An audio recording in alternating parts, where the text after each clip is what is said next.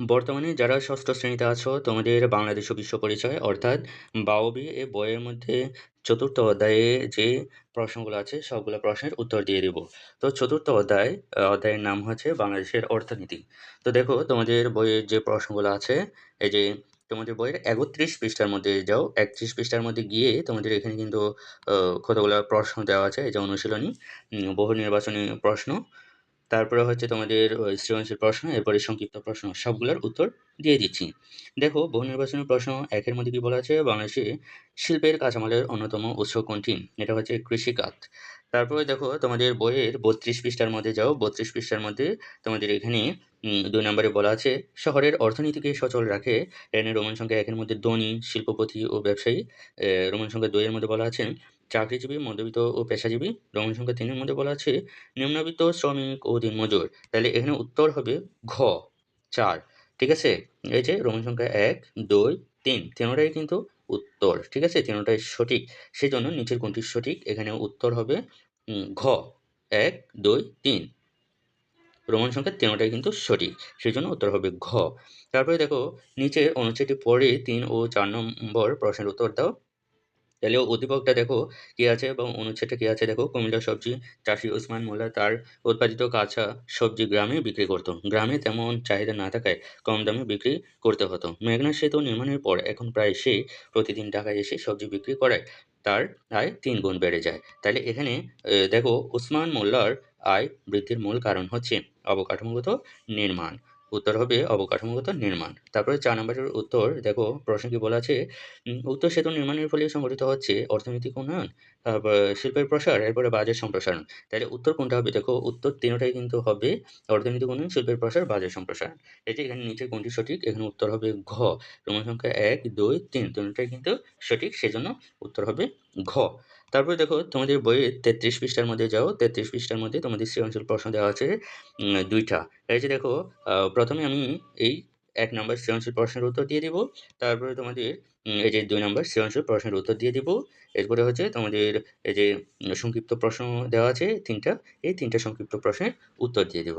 তো দেখো মনোযোগ সহকারে দেখো, নাহলে কিন্তু সবকিছু মিস করে যাবে। তো দেখো প্রথমে সৃজনশীল প্রশ্নসমূহ, এই যে ১ নং প্রশ্নের উত্তর, এখানে ক তে কি বলা ছিল? প্রশ্নের মধ্যে অভ্যন্তরীণ বাণিজ্য কি?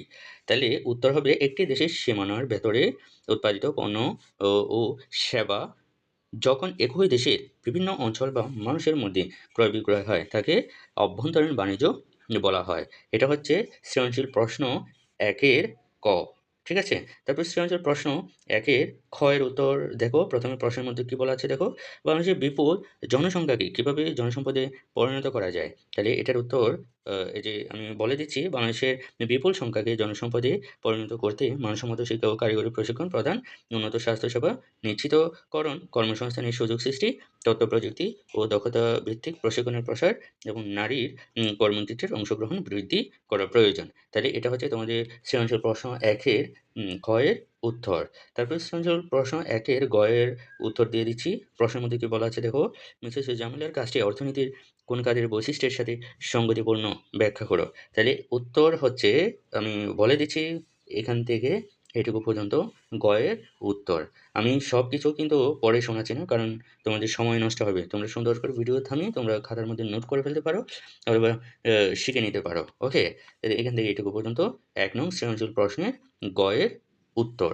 তারপর ১ নং সৃজনশীল প্রশ্নের ঘ এর উত্তর দেখো, এই যে প্রথমে প্রশ্নটা দেখো, আশরাফ আলী ও মিসেস জামিলার কাজের মধ্যে কোনটি অর্থনৈতিক উন্নয়নে অধিক সহায়ক বলে তুমি মনে করো? তোমার উত্তরের পক্ষে যুক্তি দাও। তাইলে এই যে উত্তর হচ্ছে, এখান থেকে শুরু করে এই যে তোমাদের এটুকু পর্যন্ত, এটা হচ্ছে সৃজনশীল প্রশ্ন ঘ এর উত্তর। ওকে? অবশ্যই মনোযোগ সহকারে ভিডিও দেখতে হবে, নাহলে কিন্তু তোমাদের ভুল হওয়ার সম্ভাবনা বেশি। সেজন্য মনোযোগ সহকারে না টেনে ভিডিও দেখবা। ওকে? তো দেখো তোমাদের বইয়ের যে সৃজনশীল প্রশ্ন ২ নম্বরে আছে, ২ নম্বরের উত্তরগুলো দিয়ে দিচ্ছি। তাহলে সৃজনশীল প্রশ্ন ২ নম্বরটা একটু দেখাচ্ছি। এই যে দেখো তোমাদের বইয়ের ৩৩ পৃষ্ঠার মধ্যে যে ২ নম্বর সৃজনশীল প্রশ্নটা আছে, এই যে দেখো, মধ্যবিত্ত লোকমান সাহেবের ৪ ছেলের সবাই বেকার। এই যে এখানে যে প্রশ্ন আছে ক, খ, গ, ঘ, এগুলোর উত্তর দিয়ে দিচ্ছি। এই যে এগুলোর উত্তর রেডি করা আছে। এই যে দেখো সৃজনশীল প্রশ্নসমূহ। তাহলে ২ নং প্রশ্নের উত্তর, এটা হচ্ছে ২ নং প্রশ্নের উত্তর ক। প্রশ্নের মধ্যে কি বলা ছিল দেখো, মানব সম্পদ কাকে বলে? তাহলে উত্তর হবে যে সকল মানসিক দক্ষতা, অভিজ্ঞতা ও কর্মক্ষমতার মাধ্যমে দেশের উৎপাদন ও উন্নয়নে সক্রিয় ভূমিকা পালন করে তাদেরকেই মানব সম্পদ বলা হয়। তাহলে এটা হবে ২ নং সৃজনশীল প্রশ্নের ক এর উত্তর। তাহলে ওই ২ নং সৃজনশীল প্রশ্ন ক এর উত্তর দিয়ে দিচ্ছি। এই যে ক এর উত্তর প্রশ্নটা দেখো কি বলা আছে? আমাদের বৈদেশিক মুদ্রার আয়ের পরিমাণ বাড়ানো যায় কিভাবে? উত্তর হবে আমাদের বৈদেশিক মুদ্রার আয়ের পরিমাণ বাড়ানো যায় রপ্তানি বৃদ্ধি, প্রবাসীদের রেমিটেন্স বাড়ানো, বিদেশি বিনিয়োগ আকর্ষণ এবং পর্যটন খাতের উন্নয়নের মাধ্যমে। তো এটা হচ্ছে তোমাদের বইয়ের ২ নং সৃজনশীল প্রশ্নের খ এর উত্তর। তারপরে ২ নং সৃজনশীল প্রশ্ন গ এর উত্তর দেখো, এই যে এটা। আর এখানে প্রশ্নটার মধ্যে কি বলা আছে দেখো, জনাব আরমান সৌদি আরব থেকে ফিরে কোন অর্থনীতির সাথে যুক্ত হয়েছেন ব্যাখ্যা করুন। তাহলে এটার উত্তর বলে দিচ্ছি আমি এখান থেকে এটুকু পর্যন্ত। এটা হচ্ছে সৃজনশীল প্রশ্ন ২ এর গ এর উত্তর। ওকে? তারপরে দেখো সৃজনশীল প্রশ্ন ২ এর ঘ এর উত্তর হচ্ছে এটাই। এই যে এখানে প্রশ্নের মধ্যে কি বলা আছে দেখো, জনাব লোকমান সাহেবের বেকার ৪ পুত্রয় এখন মানব সম্পদ মূল্যায়ন করো। তাহলে উত্তর এখান থেকে শুরু করে এই যে এটুকু পর্যন্ত। এটা হচ্ছে ২ নং সৃজনশীল প্রশ্নের উত্তর। তারপরে তোমাদের সংক্ষিপ্ত প্রশ্নের উত্তর দিয়ে দিব।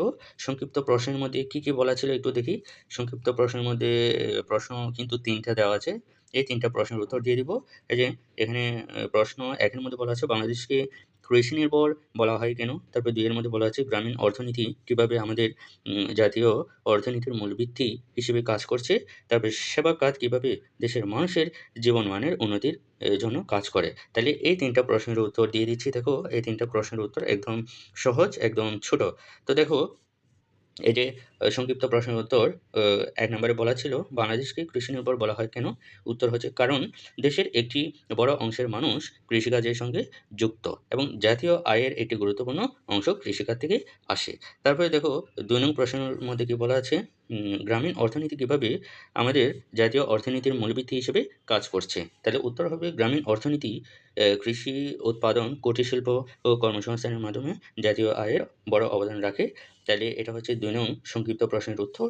তারপরে ৩ নং সংক্ষিপ্ত প্রশ্নের উত্তর দিয়ে দিচ্ছি। প্রশ্নের মধ্যে কি বলা আছে দেখো, সেবা খাত কিভাবে দেশের মানুষের জীবনমানের উন্নতির জন্য কাজ করে? তাহলে উত্তর হবে সেবা খাত শিক্ষা, স্বাস্থ্য, পরিবহন ও যোগাযোগ সুবিধা দিয়ে মানুষের জীবনমান উন্নত করে। এগুলো হচ্ছে মূলত তোমাদের বইয়ের যে ৪র্থ অধ্যায়ের সংক্ষিপ্ত প্রশ্ন আছে, এই সংক্ষিপ্ত প্রশ্নের উত্তর। ওকে? তো দেখো তোমাদের প্রত্যেকটা অধ্যায়ের ভিডিও কিন্তু দেওয়া আছে। তোমরা চাইলে সবগুলো অধ্যায়ের ভিডিও দেখে নিতে পারো। তো এটাই হচ্ছে আজকের ভিডিও।